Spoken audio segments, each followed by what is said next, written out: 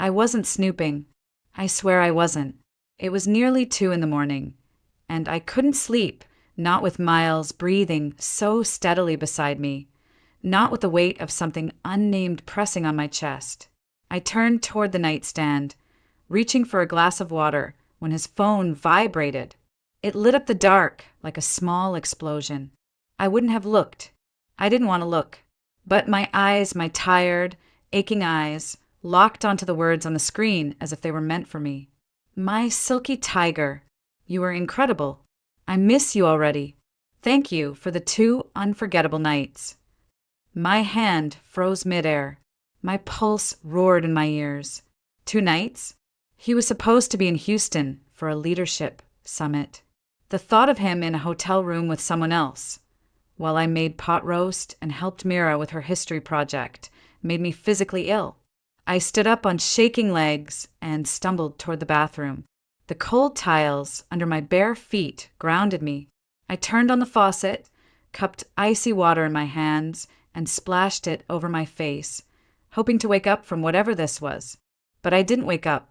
In the foggy mirror, I saw someone I barely recognized. My skin pale, my eyes wild, my mouth slightly open like it wanted to scream, but forgot how. 20 years, I whispered to my reflection. 20 years of my life. I don't know how long I stood there. Eventually, I returned to bed. Miles hadn't moved. He was curled up, peaceful, just like always. Like nothing was wrong. Like everything was still perfect. But something inside me had cracked. Not loudly. Not dramatically. Just enough to change everything. The next morning, sunlight spilled through the kitchen window, making everything look too bright, too ordinary. Miles rushed through breakfast, sipping coffee like it was any other day. "You look pale," he said casually, buttering a piece of toast. "Didn't sleep well." "Yeah," I replied, placing his coffee cup in front of him. "I had a strange dream. In it, everything I believed in turned out to be a lie." He paused just for a second, then smiled. "Dreams are weird like that. But we're real, Celeste. You and me, we're solid." I smiled back, but the hollowness in my chest throbbed. I watched him kiss my cheek, grab his briefcase, and leave with the same ease he'd always had. And I stood there, still holding his empty plate, my fingers twitching with the urge to throw it against the wall. Instead, I picked up my phone and called the one person I thought I could trust. "Hey, Tamsin," I said, trying to sound normal. "Can you meet for coffee? I really need to talk." She didn't ask why, just said she'd see me in 30 minutes at our usual place. The cafe smelled like cinnamon and warmth. Tamsin was already there, seated in our favorite corner booth, nursing a latte. Her auburn hair was perfectly curled, her makeup flawless, like always. "You look awful," she said, half joking, half concerned. "What happened?" "Miles," I blurted, my voice louder than I meant. "He's cheating." She blinked. Her fingers drummed nervously on the side of her cup. What makes you say that?" I didn't answer. Instead, I held up his phone screen. The text, the one still burned into my brain. Her eyes locked onto it. For a split second, something flickered in her expression. Guilt? Shock? Fear? "He's someone's tiger now," I said bitterly. And I was the idiot who thought we were unshakable. Tamsin looked away. "Maybe it's not what it seems." "Don't," I cut her off. "Don't defend him. Don't make this softer than it is." She said nothing. A cold thought slid into my mind then, sharp and sudden. Why was she defending him? Why did she look so uncomfortable? Why was her voice too high, too quick? "I'm leaving," I said, standing up. "I'm taking the kids and going to my parents' place in Blue Ridge. Rowan comes home from college this weekend, and Myra's still on her school trip. I'll pick them both up, and that's it. I'm done." Tamsin just nodded, staring into her coffee as if it held answers I wasn't meant to hear. "Are you sure?" she asked, almost too quickly. "It's a big decision." "You think I should stay?" I narrowed my eyes. "Pretend this didn't happen?" She hesitated, For just a second. That second was enough. Whose side are you on? I asked sharply. Mine or his? Yours, she said. Too fast. Too defensive. Of course yours. I don't want you to do something you'll regret.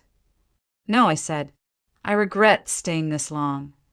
And with that, I left her sitting there, holding her cup like it was the only thing keeping her grounded. She didn't follow me. She never did. I almost forgot Myra's backpack. I had packed everything, clothes, toiletries, her favorite pajamas with the little stars on them. But the school had sent home a reading packet that was due Monday. Her books were still in the front closet. I cursed under my breath as I parked in front of the house, heart pounding harder than it should have. The sun had set. Shadows stretched across the lawn like arms. The driveway was empty. Miles wasn't supposed to be home yet. I told myself I had 15 minutes, maybe 20. Just grab the backpack and go. I moved quickly through the house. The air felt different, like it didn't belong to me anymore. As I reached for the closet door, I froze. The sound of a key turning in the front lock sliced through the silence. My blood turned to ice. He wasn't supposed to be here, not yet. I panicked. The back door. I could sneak out through the kitchen and down the side yard. I didn't want a confrontation. Not tonight. But then I heard it.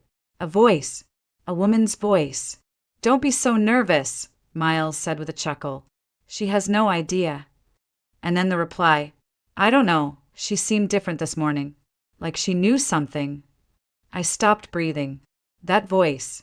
That soft, high voice that used to whisper secrets in college dorm rooms and comfort me during hospital stays. I would know it anywhere. Tamsin. I backed into the kitchen wall and felt the world tilt sideways. My throat clenched so tight I couldn't even gasp. My best friend. My maid of honor. My daughter's godmother. I stood there paralyzed, one hand gripping the edge of the countertop, as footsteps moved through the foyer. I heard them laugh. Heard Miles say something about finally being alone. Heard Tamsin sigh like it was a relief. They were heading upstairs, to our bedroom. Each creak of the staircase hit me like a slap.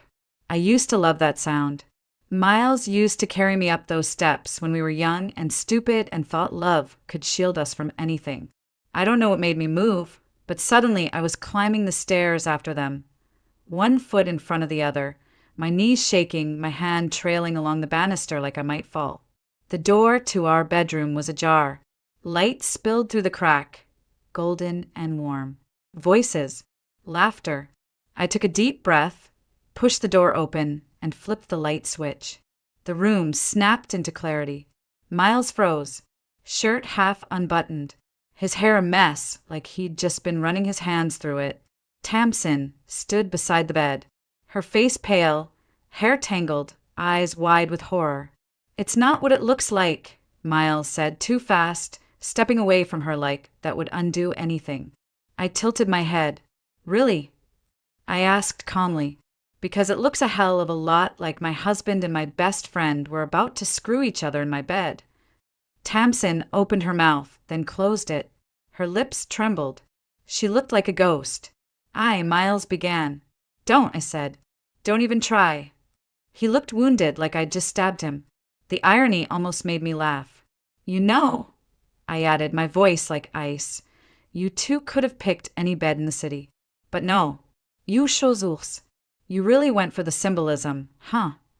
Inside, I was unraveling. My whole body felt like it was vibrating, but outside I was still, steady, like I was watching someone else's life fall apart. Tamsin tried to speak again. Celeste! No, I said sharply, turning to her. You don't get to say my name. Not now. She flinched.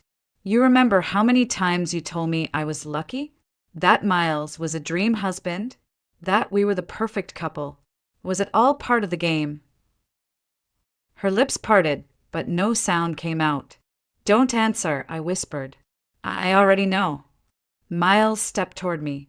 I held up my hand. Don't come any closer, I said. I don't want to hear your explanations. I don't care, because I have both your little texts in my phone now. My silky tiger. My tigress. How poetic. He paled. I packed my things, I continued. The kids are coming with me. You two can have each other. Enjoy your little jungle. And I walked out. He called after me. I didn't stop. I carried my suitcase down the stairs, past the photos we once took in Paris, past the coat Rack Mira helped decorate with stickers.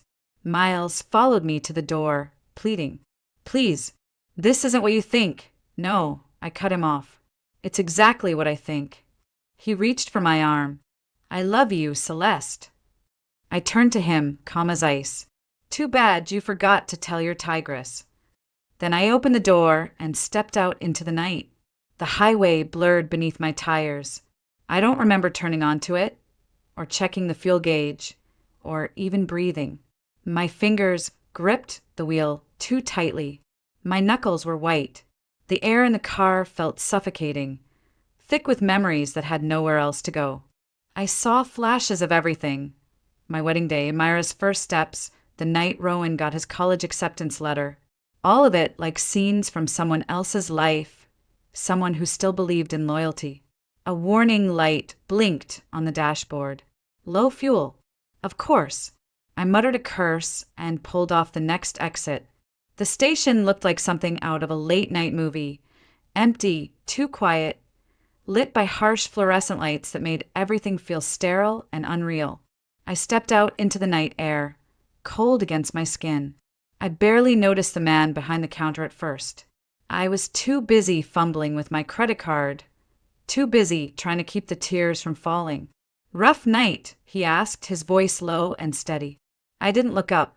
"Why would you say that?" "Because most people don't cry while filling up their tank." I touched my cheek and realized he was right. My skin was wet. I hadn't even noticed. "Sorry," I mumbled. "No need," he said. "Everyone has a bad day. Want a coffee?" "On the house." I hesitated. Part of me wanted to run, to be alone. But something in his voice made me pause. Not pity, not curiosity, just calm. He handed me a paper cup and poured. "I'm Jude, by the way. Owner, cashier, and midnight philosopher." I gave him the ghost of a smile. "Celeste." We sat at a tiny table tucked in the corner of the store, surrounded by dusty maps and racks of beef jerky. The heater hummed softly in the background. "I wasn't planning to tell anyone this," I began, staring down at the steam rising from the cup. "Not for a while. But then again, I wasn't planning on finding out my husband's cheating with my best friend either, so he didn't flinch. Didn't ask for details. Just waited. I told him everything. 20 years of marriage. The message on the phone. The voices in the hallway. The laughter as they climbed my stairs. "I thought we were solid," I said, my voice cracking. He used to hold my hand in parking lots and tell me I made him feel grounded. And Tamsin, she was there for every big moment of my life. My maid of honor. My daughter's godmother.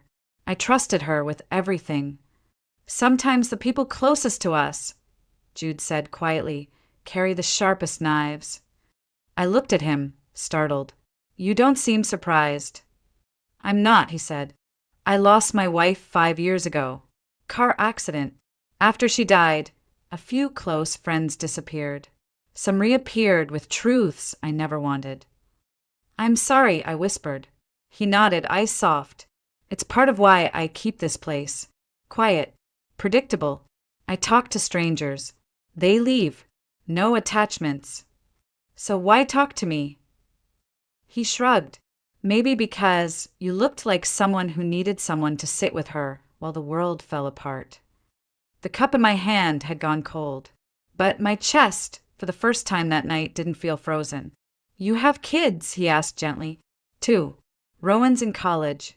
Myra's 13. They're everything." He smiled. "Then you've already got something worth starting over for." I looked at him then, not just looked, but really saw him. The graying beard, the tired eyes that still managed to be kind. There was no spark, No sudden swell of romantic music in my head. Just something quieter. Safer. Thank you, I said. For the coffee. And the humanity. He raised his cup to surviving betrayal and bad gas station lighting. I laughed. It sounded strange, like it didn't belong to me yet. But I held on to it anyway. We exchanged numbers before I left, not as a promise, but as a possibility. In case you need more caffeine and less judgment, he said with a wink. I drove the rest of the way to Blue Ridge with the heater on, and the windows cracked just slightly. The trees blurred by like shadows.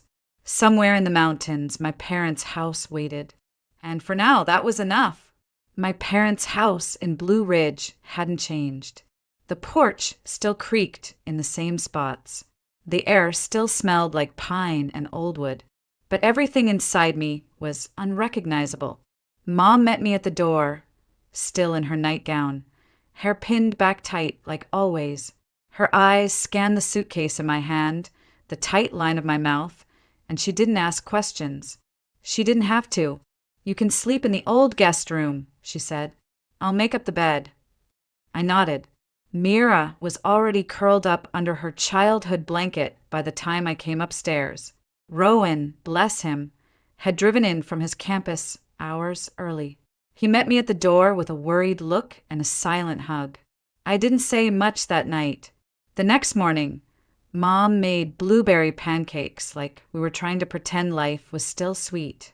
Then, while Mira and Rowan were outside with Grandpa, she dropped the bomb. I invited Miles, she said, not looking at me. I put down my fork. You did what? He's your husband. You two need to talk. No, Mom. We don't. Not now. Not here. She folded her napkin slowly, deliberately. Celeste, all men stray now and then. It doesn't mean you burn the whole house down. I stared at her. You think this is about one mistake? He's been sleeping with my best friend. Her expression didn't change. It's still your marriage. And that's supposed to mean what? That I stay and swallow the betrayal. That you fight for it. I pushed my chair back and stood. I've been fighting for this marriage for 20 years. I'm not going another round. She didn't argue, just sighed like I'd disappointed her in a quiet, permanent way. Later that afternoon, I sat with Mira in the garden while she drew tulips and pretended she wasn't listening. Is Daddy still coming back? She asked, her voice small. No, sweetheart. Not in the way you're used to. She nodded once and kept drawing. That night, I filled out the divorce papers. The court date came sooner than I expected. Savannah was gray and cold when I arrived at the courthouse. I wore a navy blue suit I hadn't touched in years. The heels pinched. My heart did worse. Miles was already there. He looked tired, hollowed out, not a trace of his usual polish. We sat across from each other without speaking while the lawyers worked through the logistics, like we were dividing office supplies, not a life. Then came the moment. The division of assets, the judge said. Let's review the proposed terms. I'd like to make a statement, Miles interrupted. My attorney looked at me, surprised. Miles stood, hands at his sides. I waive my right to any shared property, he said. Everything goes to Celeste and the kids. The house, the car, the accounts. All of it. Gasps. Whispers. Even the judge looked stunned. You understand what you're saying, Mr. Harrington? She asked. I do. I stared at him. Not with gratitude. With confusion. What was this? Guilt? A power play? A farewell? Then I saw her. Tamsin. She had slipped in through the back of the courtroom, sitting alone, her coat drawn tightly around her. She looked like a ghost, thin, pale, eyes hollowed out by something deeper than sleepless nights. I turned back to Miles. His expression hadn't changed, but something in his posture did. He didn't look at her. Not once. Something had shifted between them. The final blow, or just the truth settling in. When it was over, I walked past him without speaking. I didn't owe him anything anymore. Not words, not tears. Outside the courthouse, I felt the cold bite my skin. The kind that wakes you up. The kind that says, "It's over. Move." I didn't cry. I didn't look back. I just kept walking. The townhouse smelled like new paint and old memories. Most of the boxes were still sealed. The walls were bare. But for the first time in months, I felt like the air belonged to me. Rowan carried a box labeled kitchen and dropped it with a grunt. "Where do you want this?" "Anywhere but the stairs," I said with a tired smile. Mira skipped in behind him, holding up a painting. "Look, Mom, for the living room. It's abstract." It was a swirl of bold, bright color, red and gold bleeding into deep blue. Chaotic, but hopeful. I nodded. "Perfect." That night, after the kids went to bed, I started unpacking one of the last boxes from the old house. Photos, cards, college trinkets, a box I hadn't opened in years. At the very bottom, beneath yellowing receipts and half-used notebooks, was a bundle of letters, tied with a ribbon that had faded to gray. The handwriting was Tamsin's. My hands went cold. Each letter was addressed to Miles, postmarked a year before we met. I opened the first one. "I miss you. Why won't you write back? I wait every day for the mail, hoping to see your name." My stomach twisted. These weren't friendly notes. They were love letters, aching and young and foolish. I opened another. "You promised you'd wait for me. I don't understand what changed. Please, if you've moved on, just say so." Another. "I guess I have my answer now. You're gone, but I won't forget." The last envelope held a photo. Tamsin and Miles, barely older than teenagers, leaning against a fence, smiling. In love. I sat back on the floor. My breath came in shallow bursts. They'd known each other long before I came into the picture, and no one had ever said a word. I couldn't sleep that night. The next morning, I drove to the one person who might fill in the blanks, Miles's mother. She met me on the porch with the same guarded expression she'd always worn. "Celeste," she said, surprised. "Come in." Her house smelled like lemon polish and memories. Nothing had changed. Not the teacups. Not the floral wallpaper. "Did you know about them?" I asked bluntly, skipping the pleasantries. She blinked. "About who?" "Tamsin and Miles. From before college." Her mouth tightened. "That was a long time ago." "But it happened." She sighed. "They were neighbors. Close. He wrote her letters for months after we moved away. Never got a single reply." "Istirtehet. That's not true. I found her letters. She sent dozens. He never answered because he never got hers either." She frowned. "He wrote every week. We even checked the mailbox together." Something clicked. "Did anyone else live with you then?" I asked. "My mother," she said slowly. "Why?" I pulled out the final letter, the one that explained all. It wasn't from Tamsin. It was from her grandmother, to Tamsin's mother. I intercepted all his letters. She doesn't need distractions. Let her think he moved on. She deserves someone better.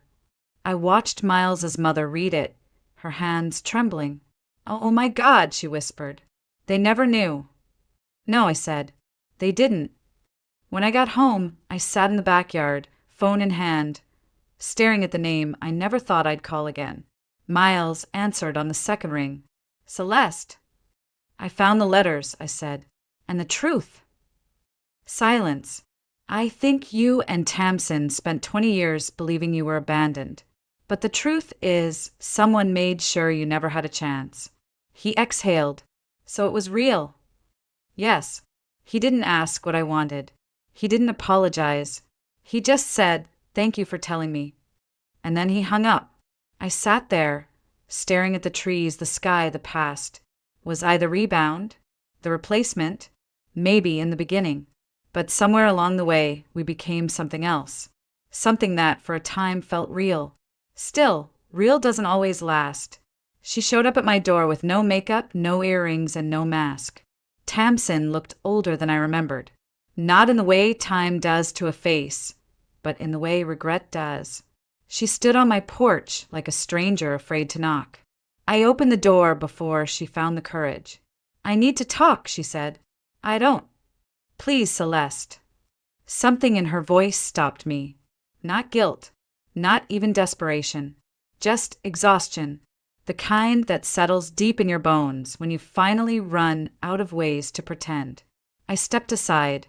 We sat across from each other in my tiny kitchen, the table between us like a battlefield. I offered no coffee, no worms, just silence. I loved him, she said softly. I know. I loved him before you even met him. He was my first everything. But he moved away, and I never heard from him again. Because your grandmother intercepted his letters. Her eyes widened. You know. I found them. All of them. She looked like someone who'd just been told her whole life was a lie. I thought he'd forgotten me, replaced me. So when I met you in college, and you were with him, I told myself I was over it, that it didn't matter. But it did. She nodded. At first, I became your friend just to stay close to him, she confessed. But then, I actually started to love you. As a friend. As family. That part wasn't fake. You still slept with him. It wasn't planned, she said quickly. It happened 3 months ago. His company's holiday party. We both drank too much. 1 minute we were laughing, and the next, don't. I cut her off. Don't give me the blurry details. Tamsin flinched. I'm not here to justify it. I just needed you to know it didn't go on for years. It wasn't some affair behind your back all that time. You think that makes it better? No, her voice cracked. No, I think it makes it worse. Because it means we both knew better and still did it anyway. I stood, arms crossed. Tell me something. Did you think he was going to leave me? Did he promise that? She hesitated. That was enough. Did he tell you he loved you? I pushed. Yes, she whispered. After you left. He came to me and said he didn't know what he wanted. And you believed that was love. She didn't answer. Of course you did, I said. You spent 20 years clinging to a ghost of a boy who never got to grow up. That's not fair. Isn't it? I snapped. You think I don't know what that feels like? To hold on to someone who stopped choosing you the minute you weren't convenient anymore. She looked away, biting her lip to keep from crying. I almost felt sorry for her. Almost. I always imagined if Miles and I ever had a chance to be together, it would feel like home, she said. But it didn't. It felt wrong. Like we were pretending we hadn't become different people. You have, I said. He did. And so did you. She nodded. I'm moving to Seattle. I got a job offer. I need to go somewhere where everything doesn't remind me of what I ruined. I didn't ask for a goodbye hug. I didn't cry. When she left, I felt like a door had closed. When I had needed shut for far too long. That night, my mom came over. She stood in my kitchen, studying me like I was a puzzle she'd never solved. You're really going through with it, she said. I already did. She exhaled. I always told you to keep the family together. That forgiveness was the key. I know. But I was wrong, she said, her voice low. I thought staying made me strong. But I see now, it just made me disappear. I want you to know, she continued, that whatever happens next, I'm proud of you. You didn't let anyone else decide your worth. I didn't have words. I just nodded. After she left, I texted Jude. Dinner this weekend? Just you and me. No ghosts. His reply came fast. Saturday. I'll bring the wine. You bring the stories. And for the first time in what felt like forever, I looked forward to something. Spring came quietly that year, not with the loud bloom of wildflowers or the sudden buzz of bees, but in softer ways, like the light that stayed a little longer in the evenings, or the breeze that carried warmth instead of memory. I had been in my new place in Greenville for 6 months. The townhouse wasn't large, but it was mine. The floors creaked in odd places. The paint still smelled faintly fresh. And there were mornings I'd wake up and forget, for a blissful second, that my life had fallen apart to make room for this one. That Saturday, Jude showed up with a bottle of red and a bag of groceries. He didn't ask if he could cook. He just moved into my kitchen like he belonged there, like it wasn't something that needed permission. "Is this garlic or a small meteor?" he asked, holding up a bulb with mock suspicion. I laughed. "Both. Depends on how much you use." Dinner was simple. Pasta, bread, a shared bottle of wine, and conversation that drifted in and out of old scars and new beginnings. Afterward, we sat on the small back porch, watching the sky fade into stars. "You ever think about what you'd say," he asked, "if you could go back and talk to yourself a year ago?" I thought for a moment. I'd tell her the house would be emptier, but her heart wouldn't be. And that it's okay to mourn something even if you're the one who walked away from it. He nodded. I'd tell myself that grief isn't a dead end. It's just a bend in the road. We didn't kiss that night. We didn't need to. There was something sacred in not rushing, in building something slow, brick by careful brick. Love, I was learning, didn't always come wrapped in fireworks. Sometimes it came in the form of someone who knew how to sit in silence with you and not fill it. A few weeks later, Mira painted a mural on the wall in her room. Blues and golds and soft whites. She called it Mom's Fresh Start. I didn't stop her. I let her make her mark on this new chapter, too. Rowan came home for the summer and surprised me by bringing someone with him, a girl named Kat. She was quiet and kind and watched him with the kind of gaze that didn't take anything for granted. I liked her immediately. Even my parents were different now.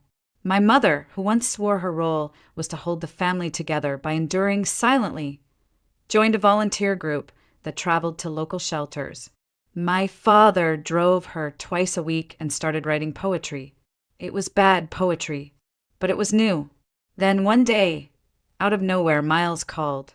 "I'm not calling to fix anything," he said quickly. "I just wanted you to know I'm sorry.